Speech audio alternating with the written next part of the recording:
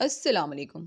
سورہ زمر کی ایک آیت ہے، اللہ نے نہایت اچھی کتاب اتاری ہے۔ جو لوگ اپنے پروردگار سے ڈرتے ہیں ان کے بدن کے رونگٹے اسے سن کر کھڑے ہو جاتے ہیں، پھر ان کی کھالیں نرم ہو جاتی ہیں اور دل بھی نرم ہو کر اللہ کی یاد کی طرف متوجہ ہو جاتے ہیں۔ یہی اللہ کی ہدایت ہے۔ یعنی اگر قرآن پاک سنا اور پڑھا جائے تو دل نرم ہو جاتے ہیں اور قرآن ان میں جذب ہو جاتا ہے، پھر دل کی بیماریاں دور ہو جاتی ہیں۔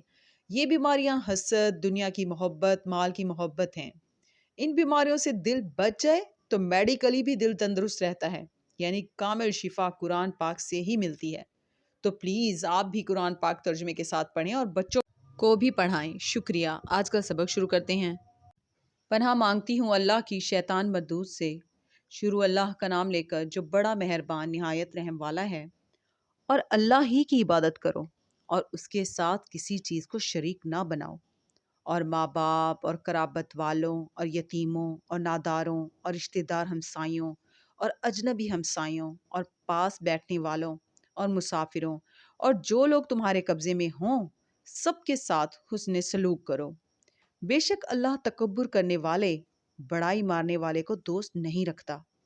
جو خود بھی بخل کریں اور لوگوں کو بھی بخل سکھائیں، اور جو مال اللہ نے ان کو اپنے فضل سے عطا فرمایا ہے اسے چھپا چھپا کر رکھیں، اور ہم نے کافروں کے لیے ذلت کا عذاب تیار کر رکھا ہے۔ اور جو خرچ بھی کریں تو اللہ کے لیے نہیں بلکہ لوگوں کے دکھانے کو، اور ایمان نہ اللہ پر لائیں نہ روز آخر پر۔ اور جس کا ساتھی شیطان ہوا تو کچھ شک نہیں کہ وہ برا ساتھی ہے۔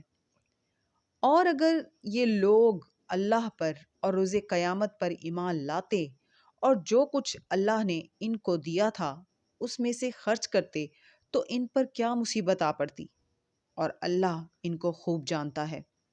اللہ کسی کی ذرہ بھر بھی حق تلفی نہیں کرتا، اور اگر کسی نے نیکی کی ہوگی تو اس کو کئی گناہ کر دے گا اور اپنے ہاں سے اجر عظیم بخشے گا۔ صدق اللہ العظیم۔